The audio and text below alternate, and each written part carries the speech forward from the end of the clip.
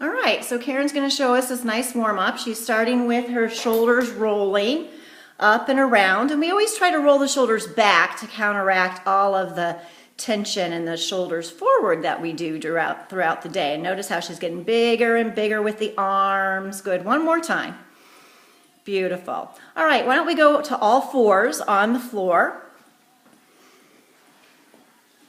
Good. And she's just going to do a series of pelvic tilts and tucks. So you see right there that she's tilting it, and now she's tucking the pelvis. So right there's a tilt with the tailbone up, right there's a tuck. And then go ahead and let that travel up to your waist and to your ribs. Good, nice big deep breaths, working with the breath.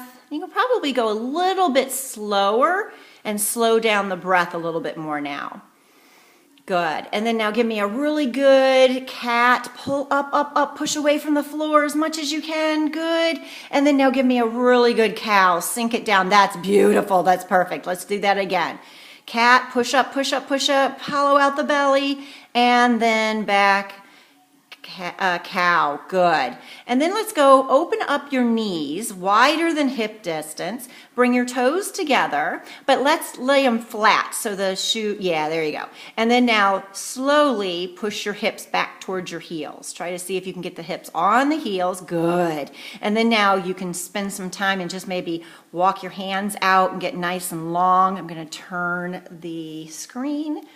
Good. So feel the stretch from your fingertips to your hips. Nice and long. And let's just come back up into kind of like an all fours, but keep your hands and your feet where they are. And give me a little bit of a cow, cat right there. Yep. Good. And this just serves to open up all of the joints in our body. Good.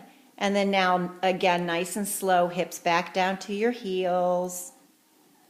Good. Good stretch. So this stretch from our fingers to our butt is the beginning of a downward facing dog. So now Karen's going to tuck her toes under, and she's going to lift her knees up and kind of keep that feeling of pushing back into like a child's pose. So let's push your hips back towards the, yep, perfect, perfect, perfect. There's her downward facing dog. And let's just bend one knee and really push the other heel down. That's a great calf stretch. And do it the other side. Great calf stretch. Good. Do it a couple more times to get those calves and those knees warmed up, ankles warmed up. Good. And now just like a little bit of a bend of both knees, and push the hips back even more. Like push away from the mat, push away from your hands. There you go. And then now try to straighten out the knees as much as you can with the hips nice and high. Beautiful. Let the head release down, nice and straight. Beautiful. And then now come down onto all fours again.